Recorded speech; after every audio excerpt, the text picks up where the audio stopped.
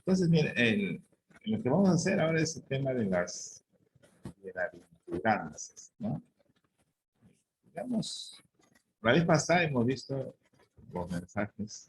Ah, y no se olviden su exposición de religión también, ¿no? Era sobre las parábolas que no han venido de repente, les vuelvo a recordar. La exposición es, ahora que recuerdas, la exposición tiene que ser una exposición.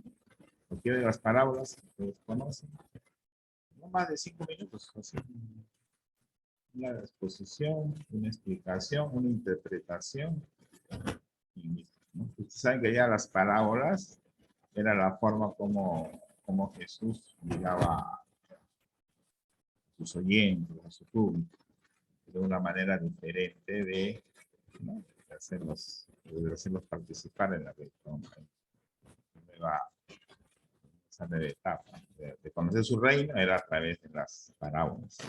Ustedes tienen que hacer lo mismo, ¿no? O sea, tienen que leer una parábola y tienen que, digamos, interpretar qué cosa significa esa parábola, qué cosa nos quiere, digamos, enseñar, ¿no? Porque todas las parábolas tienen que enseñar, ¿no? Igual, ¿no? O sea, bienaventuranza también es, digamos, está relacionado con la felicidad, ¿no? O sea, bienaventuranza significa ser felices, estar contentos, alegres, estar bienaventurados.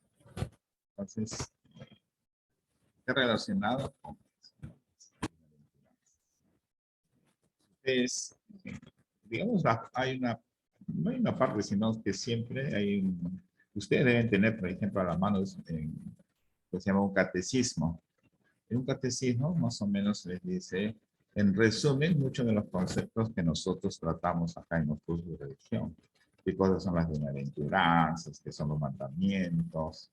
¿No? En forma así didáctica, como un pequeño diccionario, es el catecismo que ustedes deben saber, ¿no? Entonces, bienaventuranzas, la idea es esa, ¿no? Estar felices, contentos.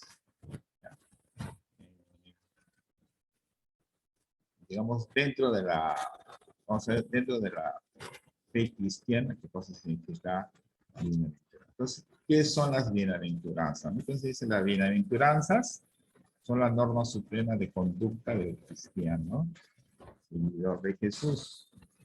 No están redactadas como leyes o mandamientos a manera de imperativo. O sea, no es como un mandamiento o una ley, algo así. Imperativo que te está ordenando, ¿no? Sino es una invitación de que tú te transformes, ¿no? En amor. Seas una persona diferente. Entonces, la palabra bienaventurado significa dichoso, feliz, bendecido, digno de ser felicitado. Ese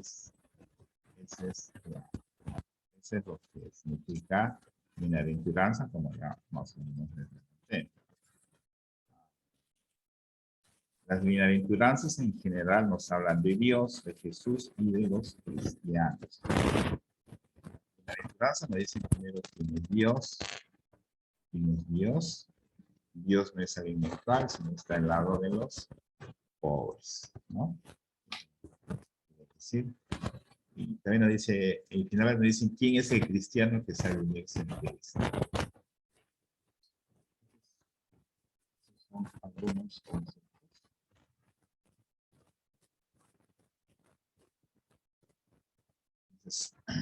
Entonces hay dos evangelistas que tienen, muestran las bienaventuranzas. El principal es el de San Lucas. Las que se conocen, las bienaventuranzas son las de San Lucas, ¿no? Se dirige, en San Lucas se dirigen a los creyentes y se les dice que su situación de pobreza es normal, consecuencia de su fidelidad a Jesús. Que no se preocupen, que el Señor restablecerá las cosas. En San Mateo se dirigen a todos, entonces en el otro evangelio de San Mateo, acá se dirigen a todos los hombres, cristianos o no, que practican la justicia. Por eso hablan de las disposiciones del corazón y por eso se propone a Jesús como modelo, porque encuentran su fuente en Jesús.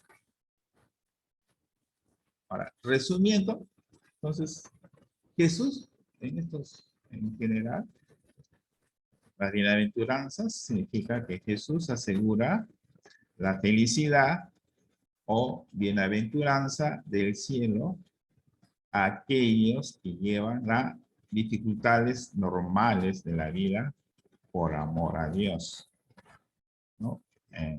Mientras que esfuerzan por un mundo mejor. O sea, esa es la idea. O sea, aquellos que llevan dificultades normales, o sea, que, digamos, todos los que menciona, que ahí vamos a ver más adelante, por ejemplo, una de las bienaventuranzas dice, felices los pobres de espíritu, felices los humildes, felices los que lloran, felices los que tienen hambre y sed de ser justos, felices los compasivos, felices los limpios de corazón, felices los pacificadores, felices los perseguidos por causa de la justicia, ¿no? Y todos ellos, al final, siempre de las bienaventuranzas, tienen como un premio, ¿no? Dice, porque vuestra recompensa es grande en el cielo. O sea, en otras palabras, todos los que les llama felices, pobres de espíritu, humildes, y lloran, que tienen hambre y sed, van a tener su recompensa en el cielo. Pero como ustedes saben, la Biblia no hay que tomarlo literal. A veces cuando habla de pobres, no significa pobreza material. A veces significa que es pobreza moral, ¿no? Eso, ¿no? Hay que entenderlo bien. A veces dice felices los humildes, felices los que lloran, ¿no? Que todos ellos van a tener un premio, ¿no? O sea, como quien dice, la felicidad va a llegar de todas maneras en el cielo. A veces ustedes tienen que analizar, ¿no? Entonces, haciendo un análisis acá, en esta parte se hace un análisis de los textos que transmiten las bienaventuranzas, que hemos dicho que son generalmente dos evangelistas, ¿no? De San Mateo y de San Lucas, ¿no? Siempre, como en esta parte del curso, nosotros más que todo hacemos un análisis de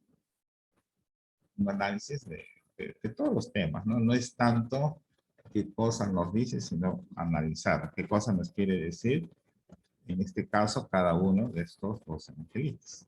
Por ejemplo, entre las semejanzas que existen entre ambos textos están los dos evangelios los colocan en el inicio del discurso, del monte o del llano.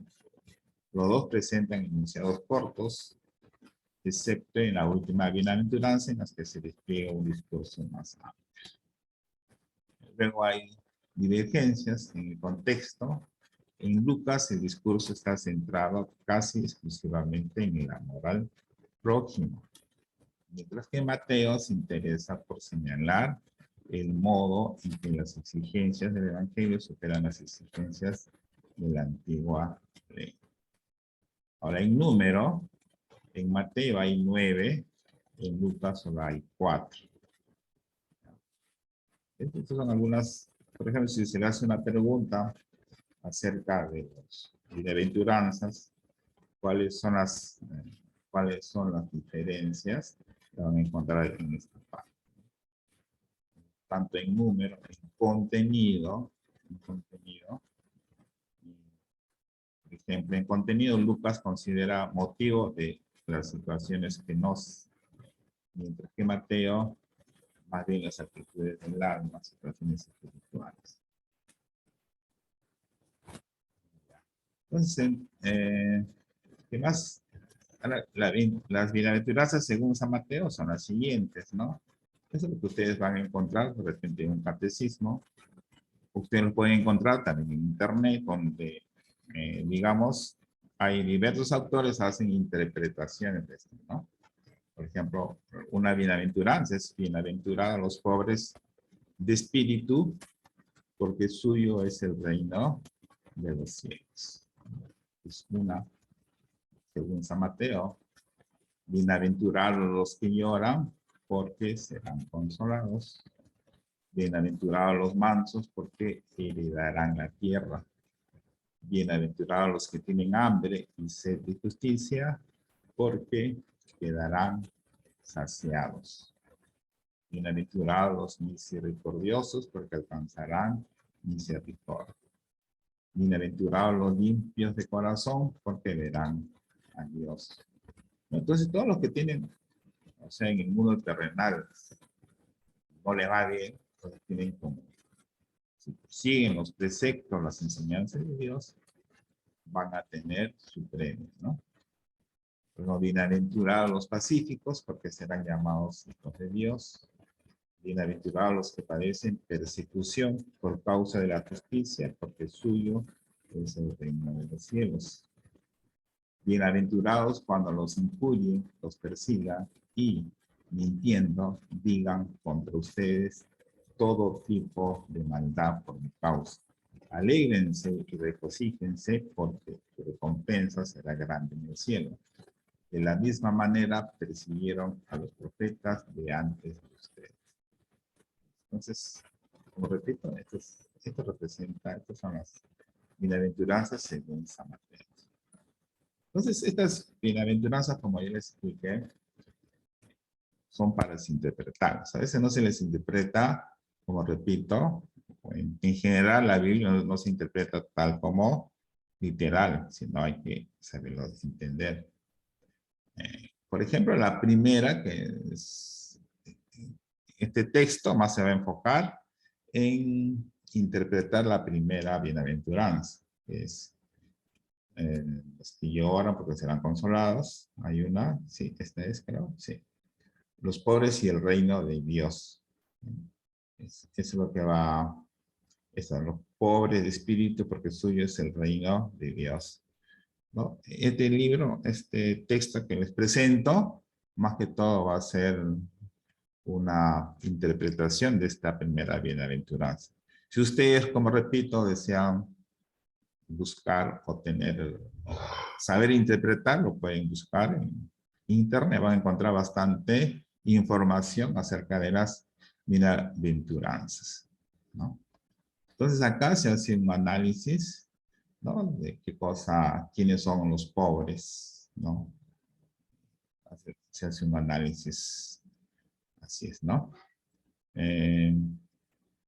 Por ejemplo, el análisis de las bienaventuranzas según San Lucas es otro tipo de análisis.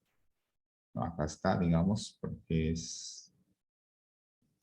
son similares, ¿no? Por ejemplo, las bienaventuranzas según San Lucas dice, bienaventurados los pobres porque suyo es el reino de Dios. Bienaventurados los que ahora tienen hambre porque quedarán saciados. Bienaventurados los que ahora lloran porque reirán. Son similares como a las primeras, ¿no? Ya está, ¿no? Esas son todas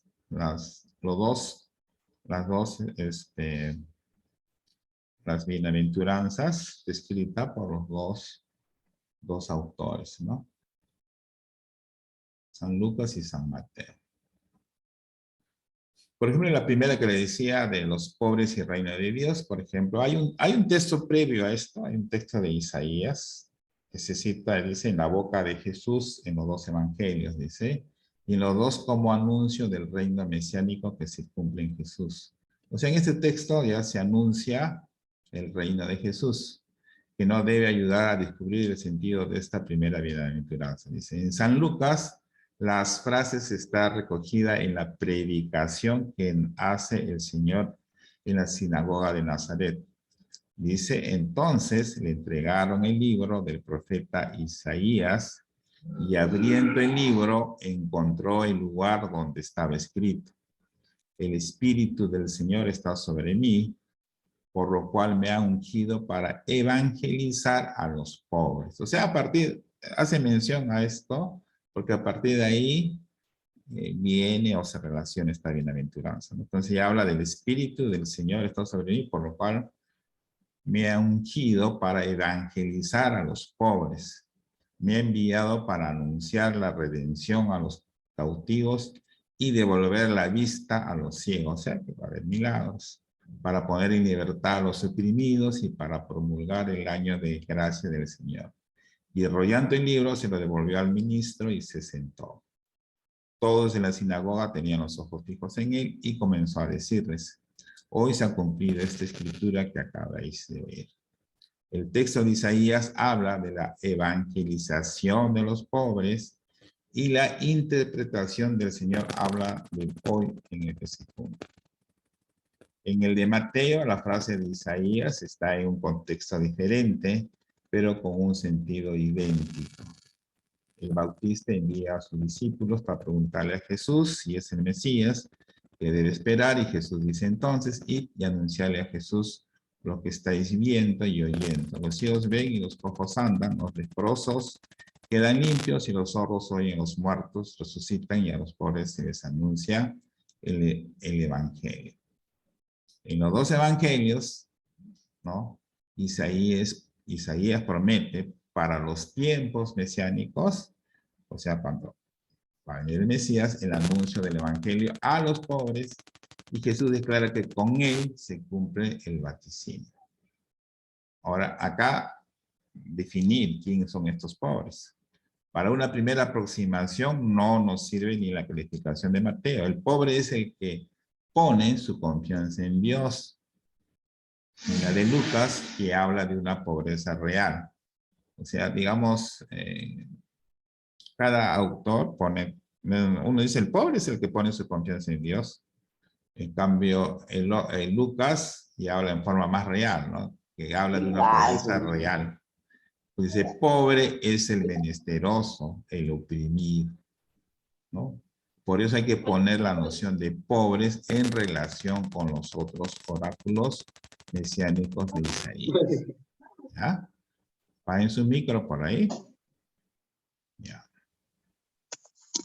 A los que en este momento sufren porque no están protegidos, ¿no? Entonces, por ejemplo, y con otros textos, ¿no? Entonces acá ustedes, miren, cuando si yo les pregunto en una pregunta qué significa pobre para cada uno de ellos, acá está. Por eso hay que saber leer e interpretar estos pasajes.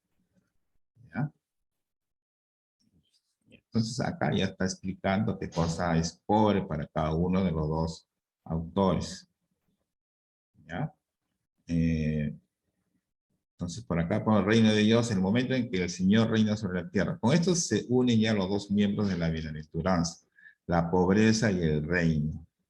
¿Ya? Y se nos da la clave para interpretarla. Es el punto de vista desde el que está formulada la bienaventuranza, es el punto de vista de Dios. Dios ha instaurado su reino en Cristo. Y los que son realmente pobres son los que tienen como rey. De manera secundaria, tanto San Mateo como San Lucas hacen explícita la manera de ser pobre. Ser pobre de espíritu o ser necesitado. Pero los dos incluyen antes la determinación esencial, tener a Dios por rey.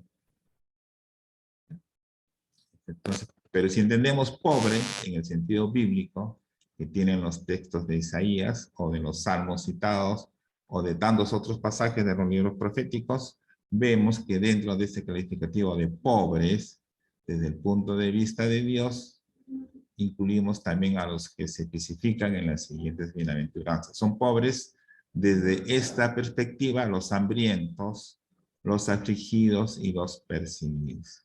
¿No? Por ejemplo, acá ya está, hay una definición de qué es pobre, ¿no? En sentido bíblico, ¿no? Los hambrientos, los afligidos y los perseguidos. Además, esos textos nos dan la clave para entender las bienaventuranzas. Estas tienen directamente un sentido teológico e indirectamente un sentido cristológico, pues es Cristo quien instaura el reino. El sentido antropológico es derivado y está más presente en la orientación de los evangelistas que en las bienaventuranzas mismas. Entonces, en este, es bien extenso esta parte para solamente definir que es pobre, ¿no? Y saber interpretar o qué nos quiso decir en la primera bienaventuranza, ¿no? Y dice, bienaventurados los pobres de espíritu, porque suyo es el reino de los cielos. Entonces ustedes ¿no? Para que un poquito más busquen, pueden ustedes interpretar, ¿no? Todos estos textos, pueden ustedes, todas estas bienaventuranzas, ustedes lo pueden buscar e interpretar, ¿no? Para que tengan más conocimiento de las bienaventuranzas, ¿no? Y como repito, siempre es bueno que ustedes tengan a su mano un catecismo donde ahí les va a informar de manera práctica, digamos, en forma resumida qué cosa es, ¿no? Para que ustedes sepan qué cosa es lo que van a estudiar. Entonces, después finalmente ustedes acá ya tienen ya saben cómo trabajamos en este curso. En este curso ya las tareas son estas partecitas, ¿no? Por ejemplo, su pregunta es qué son las bienaventuranzas, que lo van a encontrar ahí. No lo encuentran ahí, lo pueden buscar en internet. Si no lo encuentran muy claro, busquen en internet, busquen un catecismo. ¿Qué significa la palabra bienaventurado? Está acá en el texto. ¿De qué nos hablan las bienaventuranzas? También está acá. ¿Qué características señalan sobre el texto de las bienaventuranzas de San Mateo? Hemos leído que hay dos, ¿no? Una la de San Mateo y la otra de San Lucas. ¿Y cuáles son las bienaventuranzas que nos ha transmitido San Mateo? Acá también tenemos todo ese texto, tienen que escribirlo, ¿no? Y en el sentido bíblico, ¿a quienes se considera pobres? También hemos visto que luego de toda esa interpretación, ahí se ve qué cosa se considera pobres. Pues, si ustedes leen solamente estamos 20 minutos, porque estamos leyendo, pero imagínate, ustedes con más tiempo lo pueden hacer mucho mejor. Y ya saben que siempre tienen que hacerme en su cuaderno, que deben presentar el día lunes, digamos, ya. Ustedes como son presenciales, si pueden hacerlo, los que son presenciales, lo pueden traer, los que pueden traer su cuaderno, lo pueden pegar ahí de una vez todo, ¿ya? Su tarea y para calificarles ahí en todo. ¿Ya? No hay problema. O sea, los alumnos que son presenciales o que pueden, o de repente no son presenciales, sino que pueden de todas maneras traer su cuaderno, pueden traer ya su tarea ahí. Entonces, ahí se le califica todo, ¿ya? Tanto la presentación del cuaderno como su tarea. Pero si han presentado ya por plataforma, no hay problema. Entonces, lo que yo voy a tratar en todos los cursos, voy a hacer así, ¿no? O sea, digamos, con ustedes, ¿no? Si son alumnos semi virtuales, ¿no? Virtuales y presenciales, pueden hacer sus tareas y cuaderno a la vez, ¿no? O si quieren, también pueden presentarlo por plataforma. Los alumnos que sí son 100% virtuales, sí deben demostrarme a través de un videíto todo su contenido de su cuaderno. Y las tareas sí o sí tienen que enviarlas por plataforma, no hay otra opción. ¿Ya? O si tienen alguna manera, viven de repente cerca del colegio, lo pueden traer su cuaderno también. Tienen dos opciones. Ya, entonces hasta acá nos quedamos. No se olviden de realizar sus prácticas. Hoy día está habilitado hasta las 12 de la noche. Los que no han podido realizar sus prácticas, va a haber una fecha el otro sábado, el sábado 7. Así que separen, si tienen prácticas, no se comprometan a hacer otra cosa el sábado, que me voy de paseo, que tengo partido de fútbol, o cosas por el estilo. Primero son sus prácticas. Es el único día. Prácticas que ustedes no ven, el sistema les va a poner 0. Cualquier 0 que aparezca, les baja su nota. Así que, esperando esa oportunidad, van a tener esa oportunidad en todos los cursos, los que por cualquier motivo, que se le fue el internet o que simplemente no quiso dar, ¿no? Por esta única vez van a tener chance hasta el sábado 7. Aprovechen este primer bimestre porque los otros bimestres no va a haber esas ventajas. ¿Ya? Listo, entonces nos quedamos aquí, hasta acá, y nos vemos en la próxima, el lunes, ¿no?